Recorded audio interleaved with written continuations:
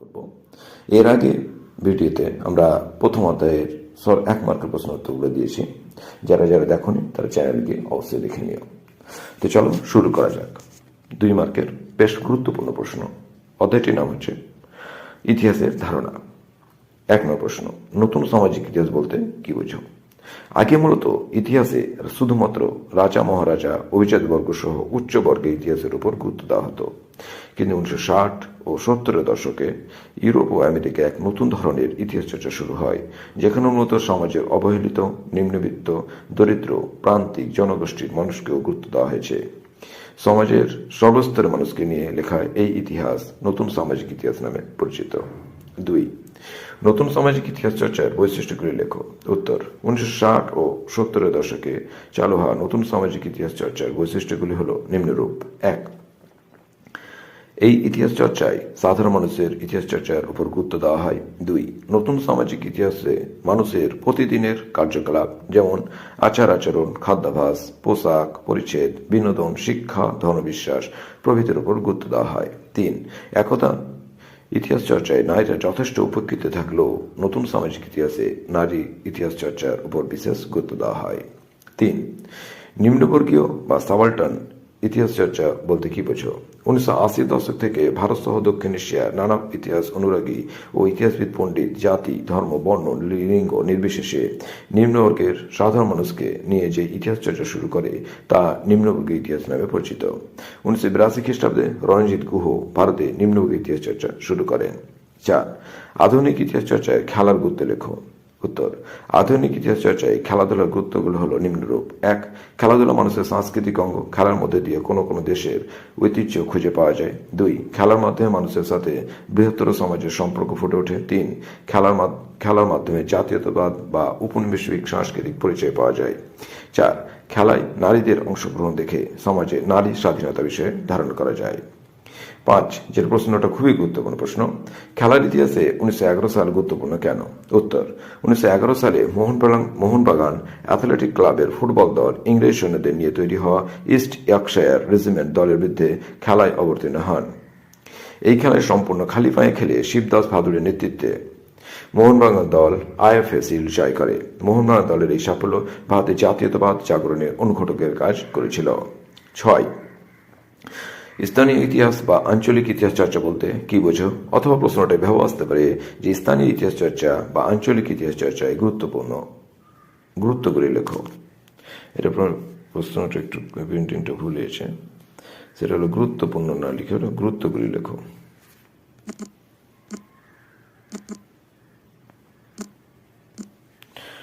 চলো উত্তর করা যাক। উত্তর, কোন এক ভৌগোলিক স্থানে বসবাসকারী মানুষের চারপাশে যে ইতিহাস তাকে বলা হয় স্থানীয় ইতিহাস বা আঞ্চলিক ইতিহাস। 1150 খ্রিস্টাব্দে কাশ্মীরের পণ্ডিত কলহনের রাজতরঙ্গিনী গ্রন্থটি প্রথম স্বীকৃত ভারতের আঞ্চলিক ইতিহাসিক গ্রন্থ। এই ধরনের ইতিহাস চর্চার গুরুত্বগুলি হল: 1. এই ধরনের ইতিহাস চর্চায় দ্বারা কোনো অঞ্চলের অর্থনৈতিক, সামাজিক, সাংস্কৃতিক জীবনের রূপরেখা পাওয়া যায়। 2.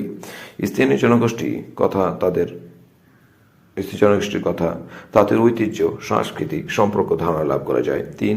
স্থানীয় ইতিহাসের উপর ভিত্তি করে জাতীয় ইতিহাস রচিত হয়। 7. পরিবেশের ইতিহাস চর্চা বলতে কি বোঝো? অথবা পরিবেশ চর্চায় গুরুত্বপূর্ণ কেন? উত্তর, পৃথিবীর সৃষ্টির আদিকাল থেকে মানুষের আবির্ভাব এবং পশু শিকারের জীবন থেকে আধুনিক মানুষ সভ্যতার পশ্চাতে পরিবেশের ভূমিকা ও অবদান চিহ্নিত করাই হলো পরিবেশ ইতিহাস চর্চা।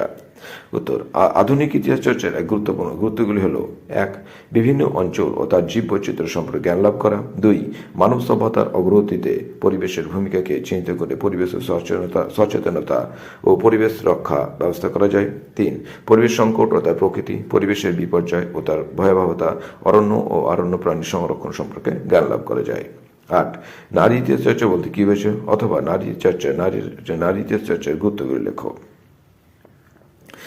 উত্তর, প্রচলিত পুরুষকেন্দ্রিক ইতিহাসের সংশোধন ঘটিয়ে সমাজ ও সভ্যতা ইতিহাসে নারীর অবদান ও ভূমিকা পুনর্মূল্যায়ন সংক্রান্ত ইতিহাস চর্চাই হল নারী ইতিহাস চর্চা।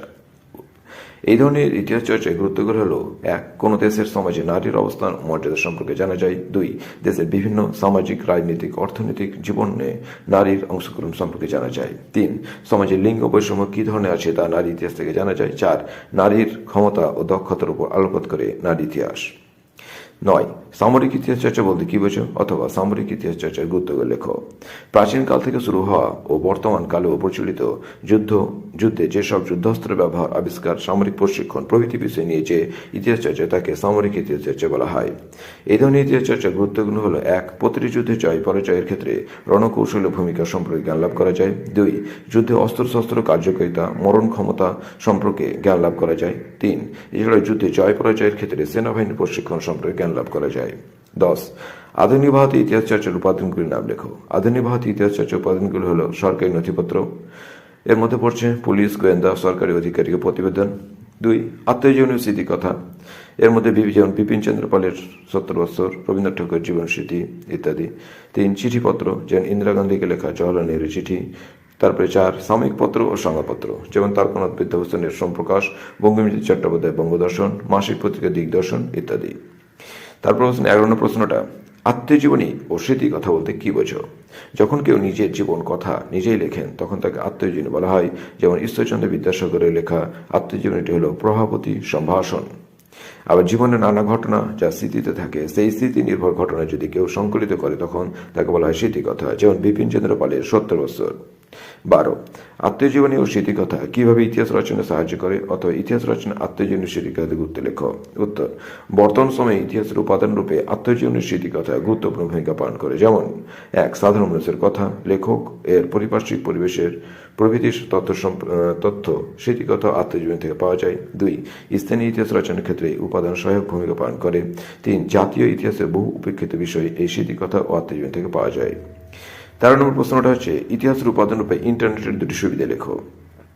উত্তর: আধুনিক যুগে ইতিহাসের উপাদান রূপে ইন্টারনেট যথেষ্ট গুরুত্বপূর্ণ আছে। সেগুলো হলো: 1 তথ্য সংগ্রহ, অতি সহজেই ঘরে বসে প্রায় পুরো পৃথিবী যাবতীয় তথ্য সংগ্রহ করা যায়। 2 স্বল্প ব্যয়, প্রচুর অর্থ ব্যয় না করে, বই না কিনে অতি সামান্য অর্থের বিনিময়ে ডাটা ব্যবহার করে গুরুত্বপূর্ণ তথ্য সংগ্রহ করা যায়। 3 পৃথিবীর বিখ্যাত লাইব্রেরি ব্যবহার, ঘরে বসেই সারা পৃথিবীর অনলাইন লাইব্রেরি থেকে দুষ্প্রাপ্য মূল গ্রন্থ কিংবা রিপোর্ট সংগ্রহ করা যায়। 14 ইতিহাসের উপাদান রূপে ইন্টারনেটের অসুবিধাগুলি লেখো। উত্তর: ইতিহাসের উপাদান রূপে আমরা ইন্টারনেটের ব্যবহার করলেও এর কিছু অসুবিধা আছে। সেগুলো হলো: 1 নির্ভরযোগ্যতা, ইন্টারনেট থেকে নেওয়া তথ্যগুলি কতটা যথার্থ নির্ভরযোগ্য তা যাচাই করা খুব কঠিন। 2 বিভ্রান্তির সৃষ্টি, যে কেউ যে কোনো অসত্য বা মন গড়া তথ্য নিজে ওয়েবসাইটের মাধ্যমে আপলোড করে দিতে পারে, ফলে পাঠক এবং বা গবেষক বিভ্রান্ত হয়ে পড়ে। 3 তথ্য চুরি হওয়ার ভয়, সাম্প্রতিককালে গবেষণার ফলাফল গবেষক অজান্তেই সহজে অন্যের দ্বারা চুরি হওয়ার ভয় থাকে। 15 নম্বর প্রশ্ন, ইতিহাসের উপাদান রূপে সংবাদপত্রের গুরুত্ব লেখো। ইতিহাস এবং সংবাদপত্রের গুরুত্বগুলো হলো: 1 কোন একটি নির্দিষ্ট বিষয়ে সংবাদপত্র কিভাবে জনসাধারণ জনমত গঠনে সাহায্য করে তা জানা যায়। 2 ব্রিটিশ সরকারের জনবিরোধী নীতি সমালোচনা বিভিন্ন দিক ফুটে ওঠে। 3 19 শতকে এদেশের সমাজ ও ধর্মের ক্ষেত্রে যে সমস্ত কুসংস্কার ছিল তার বিরুদ্ধে সমাজ সংস্কারক ও ধর্ম সংস্কারকরা কিভাবে সোচ্চার হয়েছিলেন তা জানা যায়। 4 19 শতক ও 20 শতকে ভারতে জাতীয়তাবাদের উদ্ভব, প্রচার ও স্বাধীন আন্দোলনের কথা জানা যায় সংবাদপত্রের বিবরণ থেকে। 16 নম্বর প্রশ্নটা, সংবাদপত্র ও সাময়িক পত্রিকার মধ্যে পার্থক্য লেখো, অথবা সংবাদপত্র ও সাময়িক পত্রিকার মধ্যে কি কি তফাৎ দেখা যায়। উত্তর: সংবাদপত্র ও সাময়িক পত্রিকার মধ্যে পার্থক্যগুলো হলো: 1 সংবাদপত্রের উদ্দেশ্য হলো বর্তমান খবর ও তথ্য আদান প্রদান করা, অপরদিকে সাময়িক পত্রের উদ্দেশ্য হলো বিশেষ বস্তু নিয়ে গভীর আলোচনা করা। 2 সংবাদপত্রগুলো মূলত দৈনিক বা সাপ্তাহিক প্রকাশিত হয়, অপরদিকে সাময়িক পত্রগুলি মাসিক বা ত্রৈমাসিক প্রকাশিত হয়। 3 সংবাদপত্রগুলো মূলত আকারে সাময়িক পত্রের তুলনায় অনেক বড় হয়ে থাকে, অপরদিকে সাময়িক পত্রগুলি আয়তন তুলনায় ছোট হয়। 17 নম্বর প্রশ্ন এবং শেষ প্রশ্ন, যেটা সোমপ্রকাশ পত্রিকা বন্ধ করে দেওয়া হয় কেন। উত্তর: সোমপ্রকাশ পত্রিকা ছিল বাংলা ভাষায় প্রকাশিত প্রথম রাজনৈতিক পত্রিকা। এই পত্রিকা ধর্ম ও সমাজ সংস্কারের পক্ষে প্রচার চালালেও রাজনৈতিক তৎপরতা ছিল চোখে পড়ার মতো।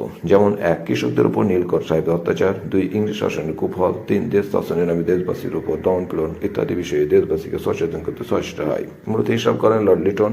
1878 খ্রিস্টাব্দে দেশীয় ভাষায় সংবাদপত্র আইন দ্বারা এই পত্রিকাটি ব্রিটিশ সরকার বন্ধ করে দেয়। এই ছিল আমাদের 2 মার্কের প্রশ্ন উত্তর প্রথম অধ্যায়ে। তোমরা অবশ্যই এগুলো খাতায় লিখে বাড়িতে প্র্যাকটিস করতে থাকো। এগুলো সবচেয়ে গুরুত্বপূর্ণ প্রশ্ন। আশা করছি এই প্রশ্নগুলো করলে তোমরা এই অধ্যায় থেকে যে 2 মার্কের প্রশ্নগুলো আসবে সেগুলো পেয়ে নিবে।